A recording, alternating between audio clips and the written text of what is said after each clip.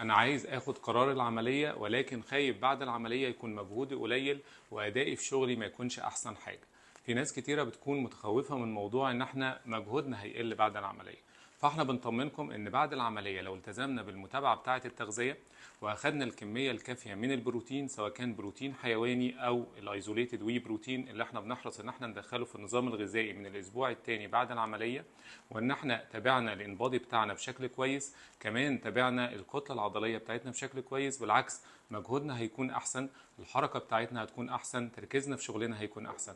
ولكن المشكله بتحصل لو احنا عملنا العمليه واهملنا البروتين واهملنا الفيتامينز واهملنا شرب السوائل واهملنا متابعه التغذيه بعد العمليه، فبالتالي ممكن ده ياثر على مجهودنا.